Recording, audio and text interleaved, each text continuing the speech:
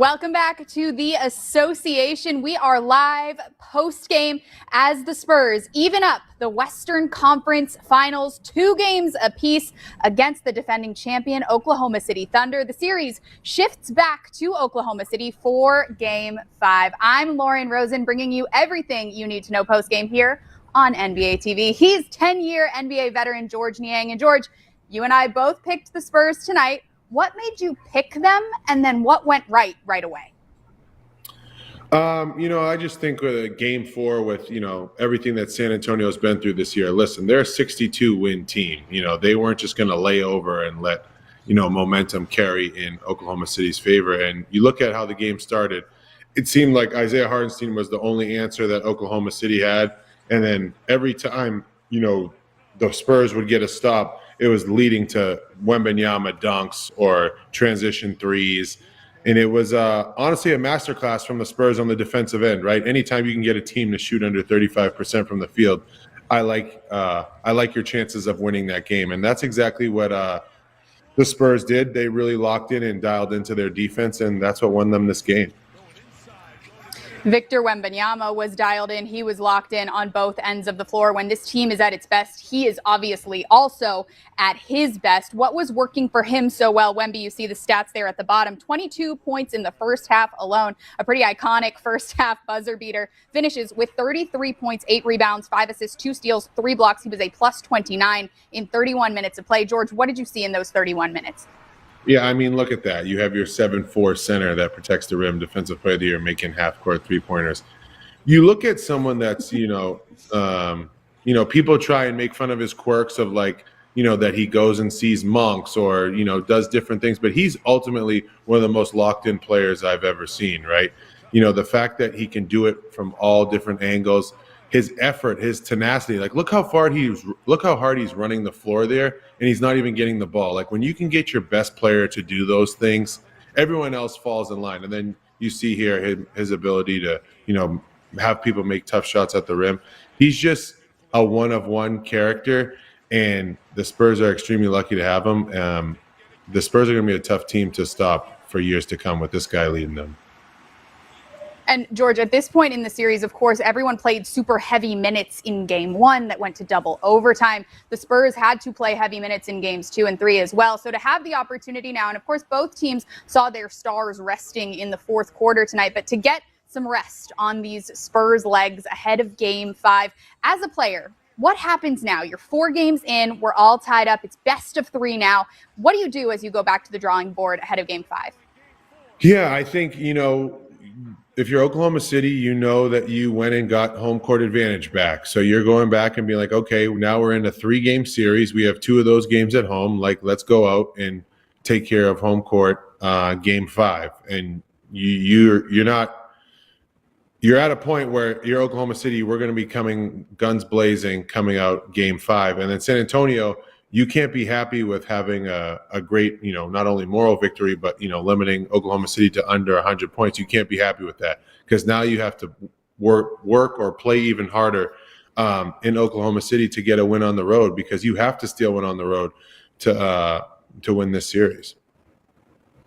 We've talked about him already here tonight. He has been our top story, and now he's our association player of the game, Victor Wembanyama. Another look at his final stat line: 33 points, 8 rebounds, 5 assists, 2 steals, 3 blocks, plus 29 in 31 minutes of play. George, you talked about his intangibles, the time he spends training with monks, reading, playing chess, working on his skills as a leader on and off the floor to arrive where he is now. And mind you, his first deep playoff run. How do you put into words what we're watching on a night-to-night basis, George? Yeah, you're watching a guy that is going to be at the helm of this league, for a while. To be at his size and his skill set and the tenacity that he plays with, that's very rare. You're not going to find that. So we should enjoy what we're seeing here, because you're not going to find too many that are like this. And I think his professionalism kind of wears off on the rest of the team, because everybody's dialed in and kind of knows their role and where they need to be. And it's amazing because you're seeing the Thunder, who have succeeded with culture and role play, And now you have the San Antonio Spurs who are kind of falling in that same line and giving them everything that they can handle. Wemby's teammates leaping into his arms, leaping to the rim. What do you make of the chemistry now that's developed? It's such a young group, and I think a lot of people, George, thought that maybe this was the year before the year for San Antonio. But could this be perhaps the year? You know, it's making out to be. You know, after tonight, I would be, shocked if it isn't, right. OKC is a great team, but the way the Spurs are playing and clicking on all cylinders right now after tonight's game, you just saw the energy and passion that they played with. Yes, it's one game, but you can definitely see the momentum kind of change whenever you can hold the team under 100 points. You're going to make them go back to the drawing board and kind of figure out what they need to change to beat you. And the Spurs finally defended a full 4 quarters or 3.5, whichever the starters were allowed to play. And OKC is going to have their work cut out for them because they're going to need to score the ball and take and make better shots going into Game 5. The San Antonio defense holding OKC to under 100, as you said, George, in a major way. Final score 103-82 as the series shifts back to Oklahoma City. And to be fair to the defending champions, they were without 2 of their top 4 scorers tonight in Game 4. We will talk more about Oklahoma City when we come back. We are just getting started here on the Association on NBA TV and the NBA app, and we will be right back.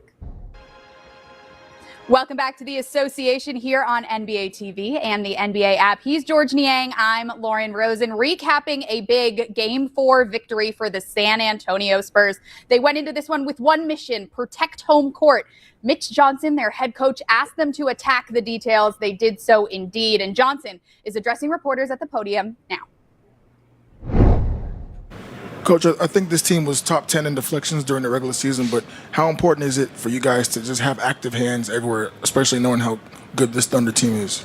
Yeah, I mean, it's huge. I think, again, anytime we can turn defense into offense, that's turnovers, that's rebounding, that's, whatever the aspect may be, that's when we're at our best. We can get out and run and play in space and momentum and share the ball. And we did that tonight, and the activity was great. And we're going to continue to need to get better at it as this series moves on.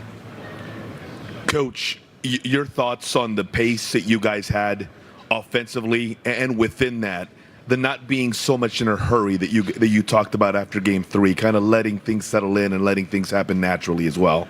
Yeah, it's a conflicting idea at times, but it's the balance that you got to try to strive for in terms of pace and tempo. Doesn't necessarily mean you need to take a quick shot or be in a rush, but when we get to play fast in terms of the ball moving from one end to the other end, then we get our best chance of playing against unorganized defenses and take advantage of mismatches, and our guys' individual talent gets to be at its best with that. Coach, can you talk about the two-way impact of Devin Vassell tonight and his growth from a role where he was more of a scorer before Victor Wembanyama, Stephen Castle, and the guys came around, to today, like a more complete role in the team? He's been phenomenal. He may be our most consistent player if you took away any stats and just watched us play. Just his floor and ceiling may be the least margin. And it's just been, personally for me, really fun to observe him, because when we first drafted him, he was kind of a, not to be lazy, but a 3-and-D generalization is kind of the bucket he was in. And he's developed into a heck of a scorer in this league. And at times when you're a young player, it's hard to increase your offensive load and still continue to put that same energy into the defense. And I think he probably went away from it a little bit. And now to see him have the two-way impact that you speak of is very impactful for our team and very rewarding for somebody that's been with him since his rookie year. Mitch, on your right, when Victor was sitting there after last game, he said that we're going to find out what we're made of in Game 4. And then tonight, he just showed a level of persistence he hadn't quite shown before, and he took so many shots, obviously, in the first half, but he never stopped coming and never stopped trying to kind of grind the game away. Just what did you see out of him with the motor that he played with tonight?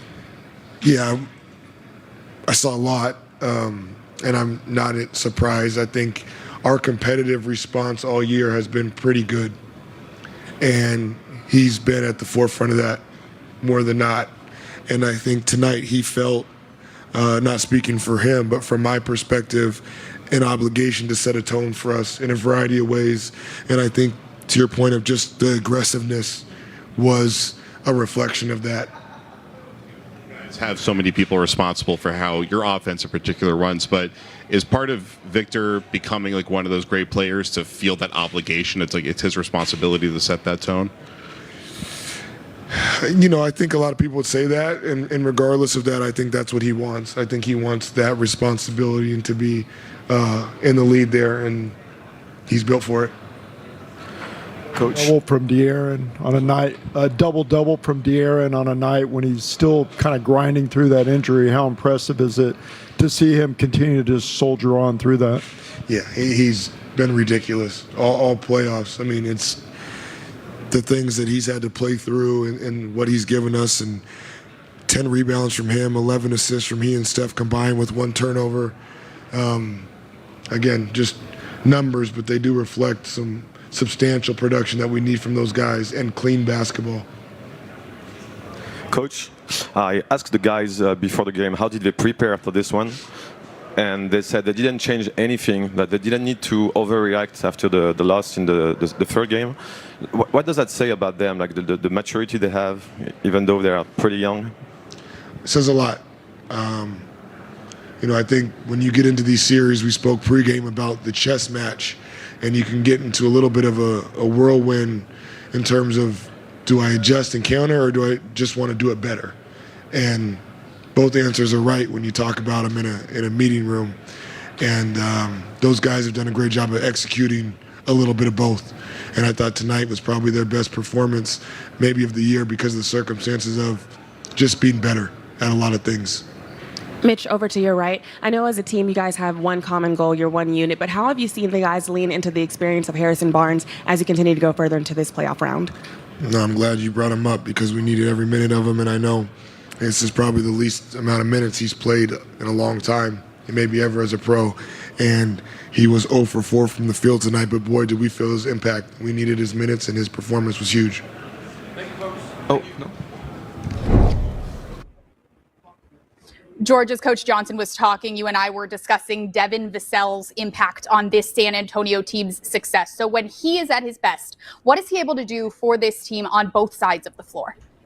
Yeah, I think you heard Mitch Johnson bring it up, where he was kind of put in that box of 3 and D, and he's done so much more. His ability to create, facilitate, run off pin downs, guarding the other team's best player, play in transition. He just does so many intangible things that help you win that they're almost immeasurable, right? Victor Wembanyama is who he is. De'Aaron Fox is who he is. But it's those intangible guys that tie it all together, where you can say, hey, Devin Vassell, X this guy out of the game on the defensive end, but hey, also sprint and transition and make threes and be effective for us. And he does that. And when he's doing that, this Spurs team is a really dangerous team. Well, one thing we know about Victor Wembanyama, of course, on the Spurs side and Shai Gilgeous-Alexander on the Thunder side, is they credit those teammates for making them as great as they are every chance that they get. And that greatness is rewarded formally tonight with All-NBA honors. As we take a look at the first team All-NBA as announced prior to tip-off tonight, you see 2 faces that you just watched for a couple hours out there going toe-to-toe. Shai Gilgeous-Alexander, MVP. Victor Wembanyama, MVP finalist. Plus, Nikola Jokic, Luka Doncic, and Cade Cunningham. George, your reaction to this year's All-NBA first team? Yeah, I mean, all these guys are extremely deserving, right? And, you add that 65-game rule in there. And the fact that these guys can play those amounts of games. I know Luka and Cade got an exception, but they had phenomenal years. And then you look at Shai and Victor, 2 guys in the West, the West is arguably the best it's ever been. And they both were on a part of 60-win teams.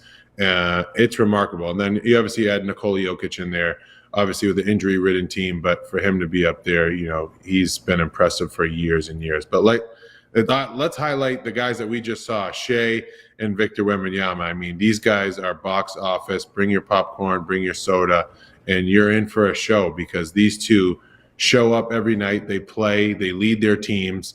And I've been in the NBA 10 years, and I don't think I've ever sniffed a 60-win team. So to do that and with 62-plus wins with Victor Wembanyama and Shai Gilgeous-Alexander, it's extremely impressive. And now they're in the Western Conference Finals. Just a credit to those guys' effort and who they are as people and players. Bring your popcorn indeed, George. Fans of the game rejoice. 2-2 means we get at least 2 more, if not 3 of these matchups that we've enjoyed so much so far in the Western Conference Finals. And as we continue to credit Victor Wembanyama, our player of the game, let's hear from him now following the Spurs' big win.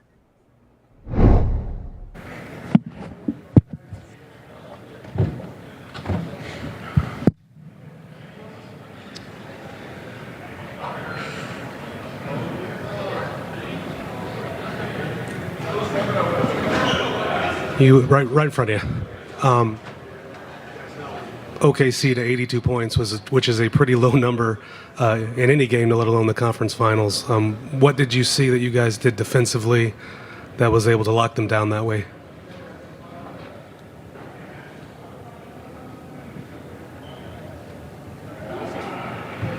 I'm not going to get into details, but in general, being more disciplined and just trusting the game plan even more. Vic, it feels like being active defensive in terms of the hands and over here. It feels like being more active in the passing lanes has been a theme for you guys all season. How important has that been to have all 5 guys being active in passing lanes, being aggressive on the ball, just for a culture? That's super important, and pretty much everybody would do that if they could trust that the rotations are there behind. But we got good individual defenders, so when we connect individual and team defense, it holds team to low-scoring numbers. Hey, Vic, when you guys sort of play with that hit-first mentality, what sort of tone does it set, and how does it kind of carry over the course of a 48-minute game? I feel like we, as you know, with who we are, we need to start games like this. But it really doesn't mean anything for the way it holds. I mean, it helps for sure, but it's a whole nother type of effort to be consistent rather than just hitting first. Vic, to your right, those of us who watched you kind of mess around shooting half-court shots after shoot-arounds and practices, it doesn't seem like you make a whole lot of those when you're messing around. What did you think leading into that one, going into halftime? I was just thinking shoot to score. I wasn't messing around at halftime.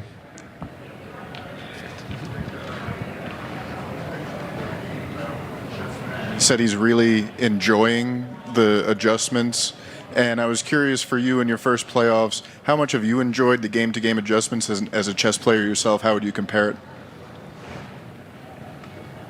There's definitely similarities, as in any strategy game.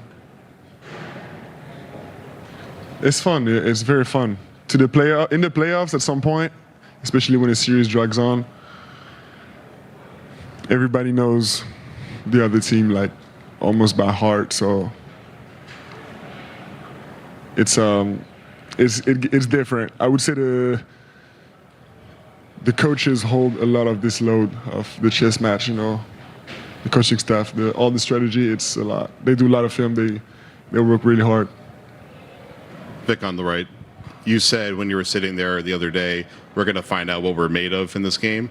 So one, did you wonder what the answer to that would be, and what did you find out tonight?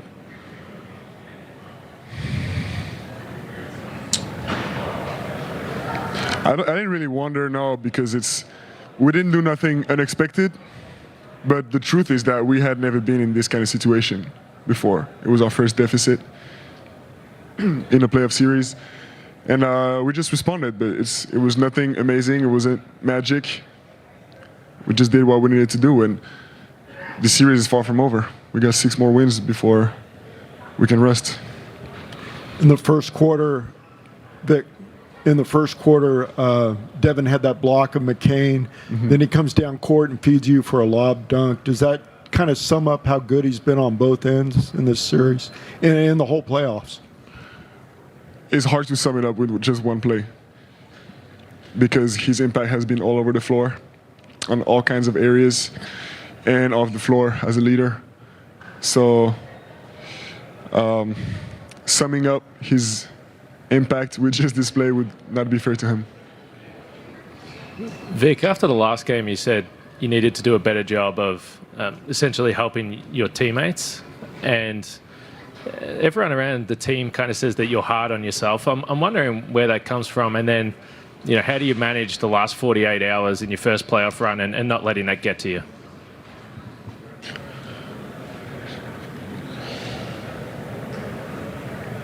I don't know if I'm hard on myself. We all have high standards, and I know I have a lot of responsibilities, but I'm here for it. And yeah, it was better today. It wasn't perfect, but we all of us. I'm talking like the whole organizations. We're gonna have to do things that we didn't sign up for. I'm an employee to play basketball, but I'm not an employee to talk to whoever and find out answers to. We're all gonna do things like that, and that's why, as I was saying, I need to find ways to impact the game in many areas. Offensively tonight, Vic, how much of tonight was reacting to what the Thunder were doing defensively, and how much of it was you deciding from a certain moment, at the start of a possession, what you wanted to do and then kind of dictating it that way? It was a little bit of both. It's a balance we got to keep in. It's a balance that I think we had kind of wrong in earlier in this series.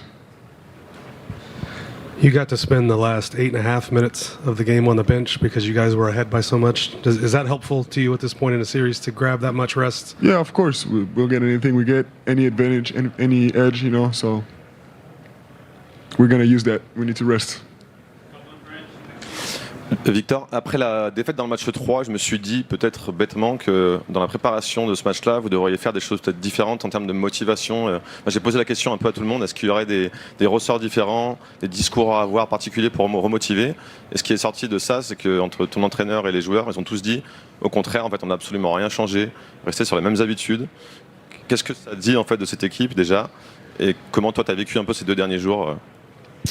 À mon avis, changer quoi que ce soit, ça aurait été surréagir.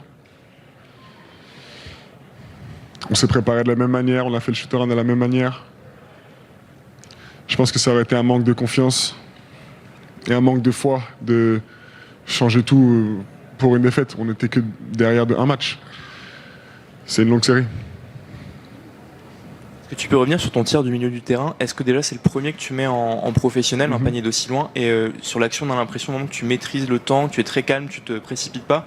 Et ta réaction après quand tu harangues le public pour rentrer au vestiaire? Bien sûr, ça a été mon erreur dans le passé sur ce genre de tir, de se précipiter, d'avoir peur de se faire contrer ou quoi que ce soit, mais c'est bête. C'était différent aujourd'hui, voilà. En playoff, on trouve tous des moyens de progresser à notre manière différemment, et c'était une partie du jeu sur laquelle je devais progresser, donc voilà. On a un peu parlé sur les 3 premiers matchs de l'apport du banc qui était peut-être un petit peu en dessous des attentes. Ce soir, il y a Harrison Barnes, par exemple, qui est très très précieux. Qu'est-ce qu'il apporte, ce joueur, sur un match comme celui-ci, sur un match aussi important, et quelle solution il apporte sur le terrain, justement? Harrison, c'est quelqu'un qui sait se placer. Ce que je veux dire par là, c'est qu'il sait quand être agressif vers le ballon, il sait quand spot-up juste dans le corner, et surtout ses discours. Ils sont très précieux, il me parle beaucoup. Il parle à l'équipe, beaucoup en individuel. Et voilà, c'est sûrement le joueur le plus expérimenté en termes d'expérience playoff de notre équipe, et peut-être des playoffs tout court. Donc on attend ça de lui, on attend ce genre d'impact de sa part. Thank you.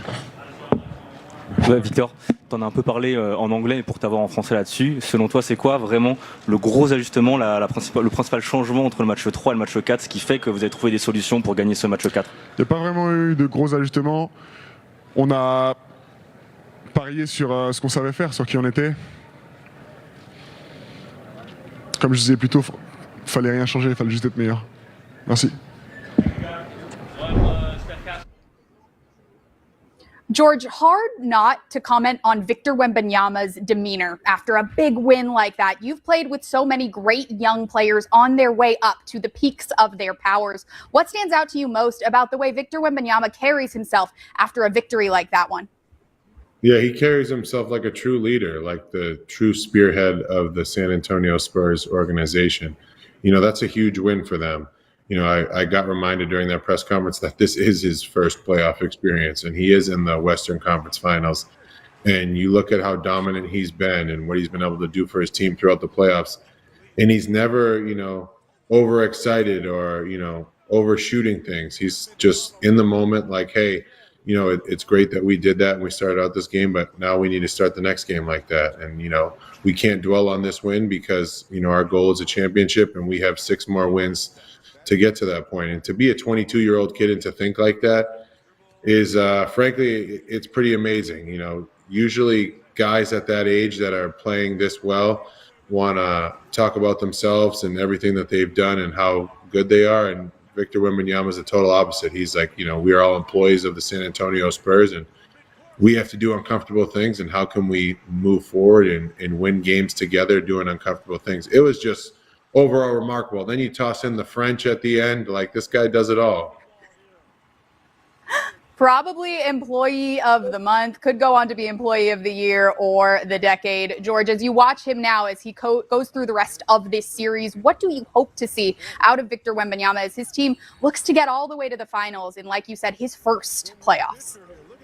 You know, when he's emotional like he is and attacking the rim like he has been, I feel like it opens so much for not only himself but his teammates. I mean, the force that he plays with, like you see right here, it almost makes you feel as you're a defender like this guy is impossible to stop. So you have that all night along with him making threes like this. It's like what do we do to stop this guy? It makes it almost impossible. So what I'd like to see from him is continue to play with force, getting downhill, sprinting the floor like he does, and finishing at the rim, because it's simply a work of art that we're seeing from Victor Wembanyama.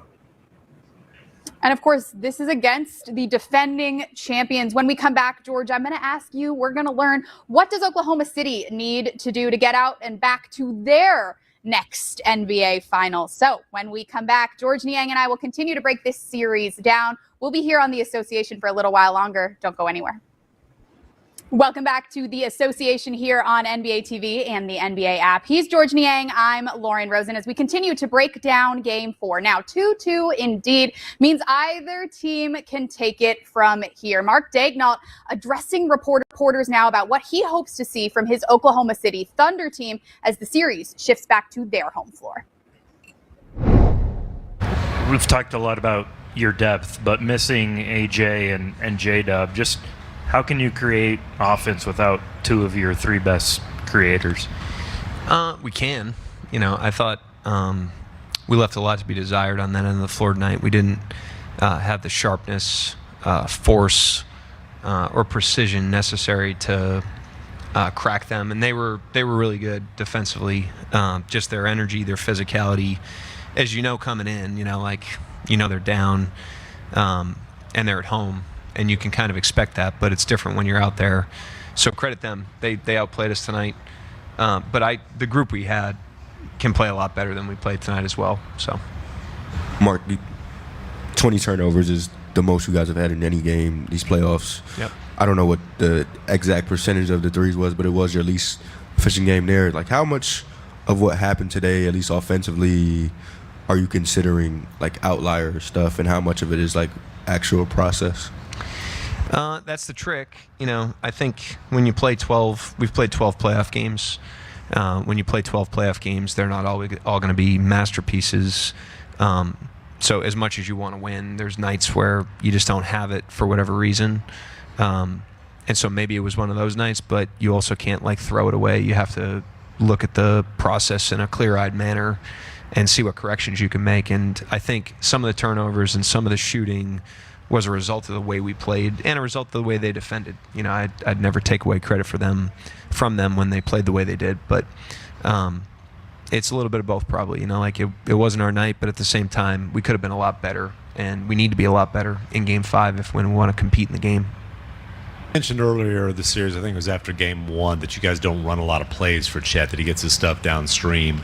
Does that change at all if you don't have Dub and AJ? Does he need to be more of a creator? We went to him a little bit at different times, but I just thought the overall, like the global approach offensively tonight, didn't benefit anybody. Like it was more of a 5-man issue, and us holistically. And again, San Antonio playing really good defense, a combination of us not being as sharp as we could have been and San Antonio being really good. But I don't know what I could have called tonight that would have changed it. It was more of like a global approach / San Antonio. Mark, you had some clunkers in the playoffs last year. Thank you. Thanks for reminding me. It's over, Jenny. But bounce back. Yeah. I'm wondering if there's anything you think the guys will take away from that experience, but also knowing it's a different team, do you feel like something holistically about just this bunch, what they know, helps you guys in that regard? Yeah, I think we got some wisdom there, obviously, and even from these playoffs, I mean, there's a reason we talk about getting to 0 every game. We played great the other night, and in Game 2, we went and earned those 2 wins, and none of that carried over tonight. And nothing from tonight will carry over in Game 5. So that's a blank slate. We have the same exact opportunity that they do to go get that game. So we got to win the gaps between the game right now. We got to get recovered, get ourselves mentally back to 0, learn the lessons from tonight that we can apply forward and get ourselves ready to go. Mark, when you said with the offense it was more of a 5-man approach tonight than anything, I don't expect you to give anything away, but like, what are some maybe... What did you want to see more of, or what was lacking on that end of the floor? I think a lot of these playoff games, when they get to this point in the series, come down to physicality and force. Your force has to be better than their physicality on defense, and your physicality has to be better than their force on offense. That's kind of the trenches of a playoff game. And I thought their physicality was way beyond our force in most of the game. We had some possessions where we got some cracks. We had some good ones that, shots didn't fall at the end of the possession, but you got to give yourselves more bites at the apple. And the reality is, like, we didn't shoot it well, but they made 9 threes and they shot 27%, and one of them was like a half-court heave. It wasn't like they shot lights out tonight. The game was won at the free throw line, on the glass, in transition, and their execution in the half-court was better on both ends.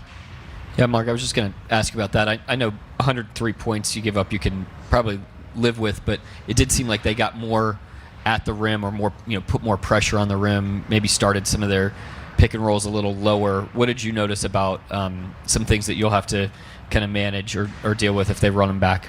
Yeah, neither team shot it well, and they found more sustainable stuff than we did tonight, and that's why they won. So that's what you have to do. You got to kind of manufacture the game when you don't shoot it well, and they did that tonight. They got, on a night where they shot 27% from 3, they found enough points to win that game, handily. So, again, credit them. They played really well on both ends. They took it to us tonight. They were the much better team. We got to learn the lessons from it, then flush it, and get ourselves ready to put our best foot forward in Game 5. 2 guys who didn't get a lot of burn earlier in the series, between Kenrich and Wiggins, had some decent games tonight. How can that sort of build a positive momentum going forward in the series? Yeah, I mean, there was an opportunity tonight to get those guys out there, and especially when the game's not going the way you want it to go. I'm always quick to introduce new guys to the fray and see if anybody can give us a lift. And I thought both of them were pretty good.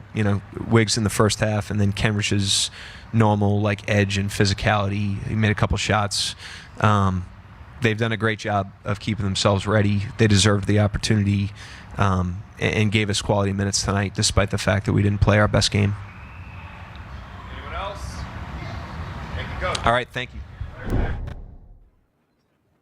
Simply put there by Mark Daigneault, we weren't as good as we could have been, and San Antonio was very good. George Niang, we talked about Wemby and his level-headedness. What do you see from the head coach there of the Oklahoma City Thunder when it comes to keeping a cool head now that the series is reset?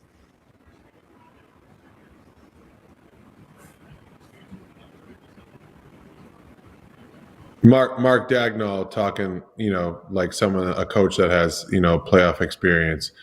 He's been to the mountaintop, right? And he knows what it takes, and he understands that, playoff series, the ups and downs of them, and he's not going to ride that roller coaster. He simply said it.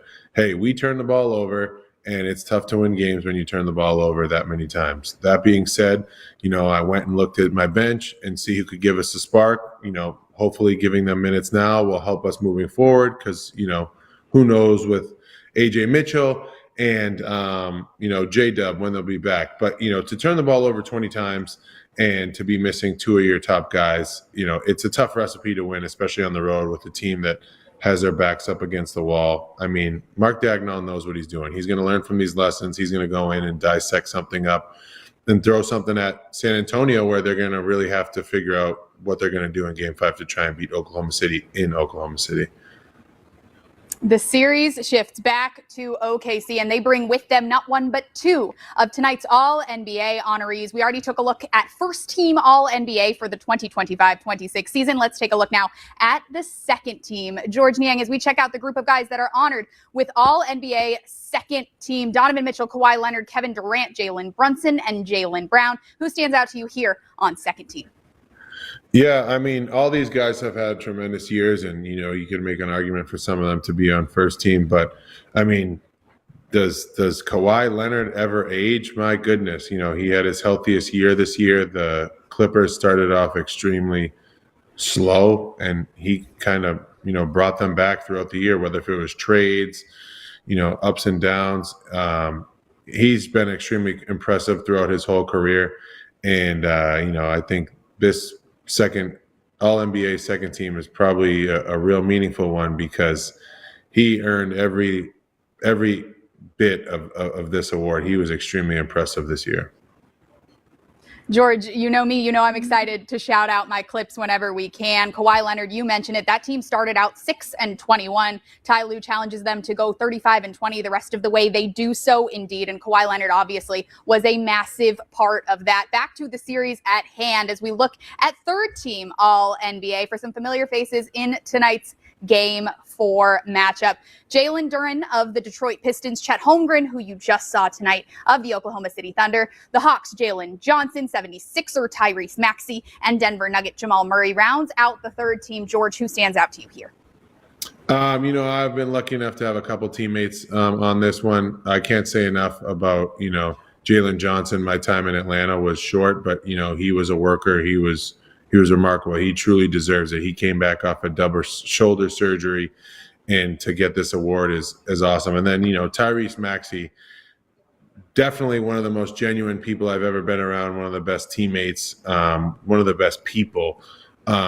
Always rooting for him, and he truly deserves it, whether, if it was, rain, shine, sleet, snow, that kid is always smiling, bringing energy and buckets to the court. So congratulations to all those guys. But, Tyrese is one of my favorites. I echo every thought that you shared there about Tyrese Maxey, one of our favorite guests, by the way, on a podcast that we used to do, but that's neither here nor there. Back to the topic at hand. Chet Holmgren addressing reporters following the series now getting to 2-2, but it shifts back to his home court. Here's what he has to say now.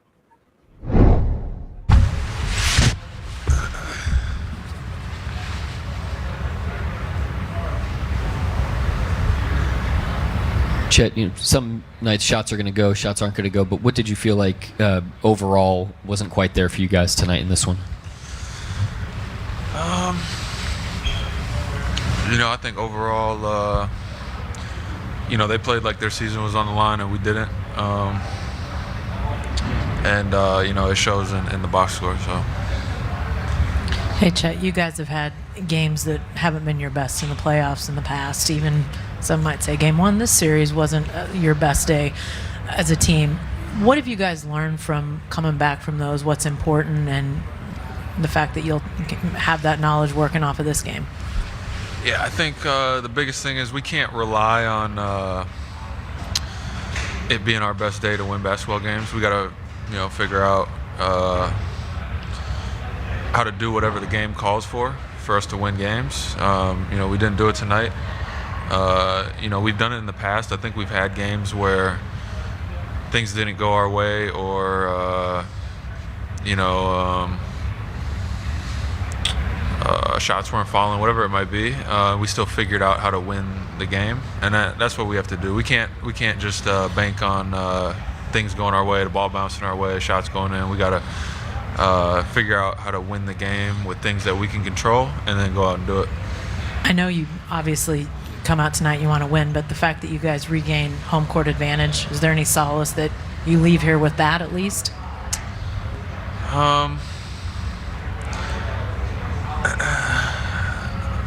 I wouldn't say you want to look at it like that. I feel like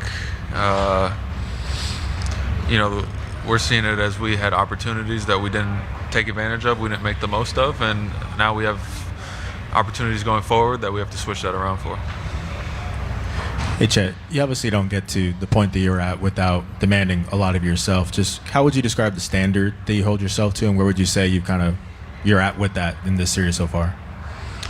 Yeah, I think no matter what I do out there, I always expect more from myself, expect better, and I can see a lot of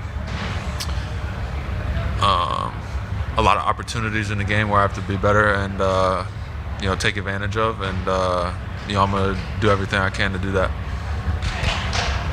If you guys don't have AJ and Dub, how can you make up for all the creation and the playmaking that you're losing with those guys? Yeah, I think it starts with we have to trust each other. We have to we have to use each other to help find cracks, help get good looks, and if one or two don't go down, we can't lose trust in having the right process out there. I'd say the biggest thing is just trusting each other and having the right mindset to try and use each other to get good cracks.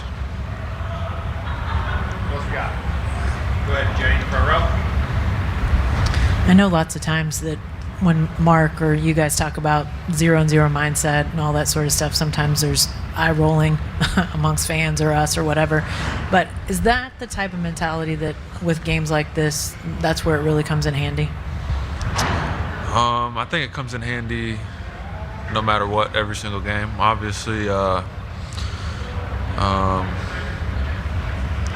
a lot more emotions to a big win, a big loss, or a really hard-fought close game. The kind of in-between ones don't have quite as much emotion to them, but no matter what, you still got to kind of get back to level and look at what the game can tell you. Can tell you for what you need to improve for the next game, and that's what we have to do. Anybody else? Chet. Chet Holmgren, 10 points, 9 rebounds, 2 assists tonight. George Niang, what do you hope to see from him as the series shifts back to his home court, but his task remains massive as he faces off in the front court against Victor Wembanyama?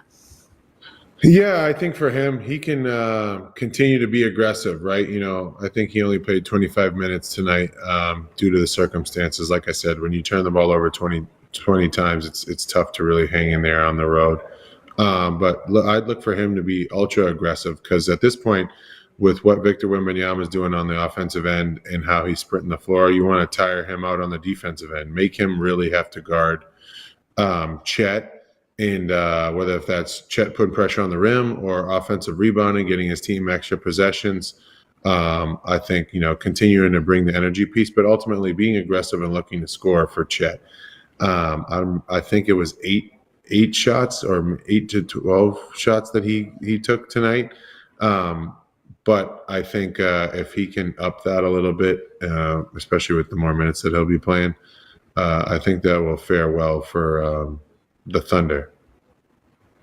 Good memory, George. He took 8 shots tonight. Look for that number, of course, now to go up as this series becomes a best of 3. We'll be right back after this break. We'll look ahead to the series that remains to tomorrow's matchup in the East as well. Don't go anywhere. He's George. I'm Lauren. We'll be right back here on the Welcome back to the association. Following game 4 of Spurs Thunder, the Spurs even things up. They protect home court tonight in San Antonio as the series shifts to Oklahoma City, where now two-time MVP Shai Gilgeous-Alexander will look to defend his home floor tonight. SGA finishes with 19 points, 4 rebounds, and 7 assists. He played 31 minutes, as we've discussed. A lot of the starters got some rest there at the end of this one, but he's going to be coming back to fight in Game 5, and he's addressing reporters right now.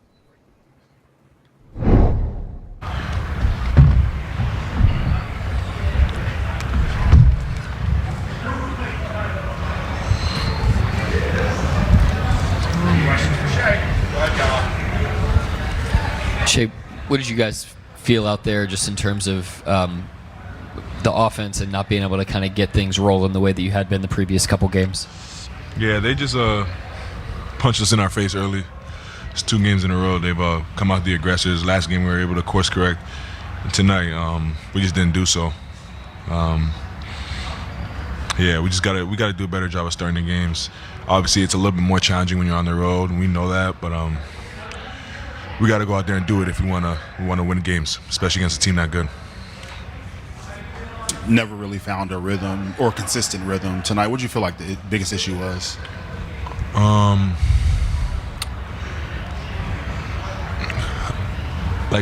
think they just did a good job of being the aggressors. Like, they were in us, forcing turnovers, being physical. And I don't think we applied the pressure back. And then, like, they're playing fast, getting easy buckets. They get their defense set. And, like, I don't care who you play, it's always harder to score against a set defense. So it's just, like, it's a snowball effect. But it always starts with, like, the aggression that you play with. And then they brought it on a way higher level than we did for most of the game. A year ago, when you win the championship, you guys didn't have every game great. I mean, like tonight was not a great game, but you guys win last year, even with that in the rearview mirror. Are there things you learn and take with you as you look to recover from this moving forward, or just things maybe holistically about the way you guys do business that you think helps you to leave this in the rearview mirror again? Yeah, I mean, whether you win or lose, you want to learn the lessons from the game. And when you lose, they're a little bit louder. The lessons are a little bit louder, and that's just how we view it. Like, you want to learn through the wins, but sometimes you lose, and you gotta get better. In the series, that's what it's about: getting better and being better when you're done the series and you're ready to start the series and giving yourself a chance. That's what we focus on. Do you take any solace knowing that you get the split, or is this too much of a bad feeling to think that way? I mean, it's a fact. The series is 2-2 and basically 0-0, and it's first to 2 games now. So yeah, that I mean, it's not at the front of our mind, but it is a fact, and it is the reality of where we are. So. You talked before about priding yourself on making your teammates better. Just what are some things you think you can do to help get Chet a little bit more involved offensively? Yeah.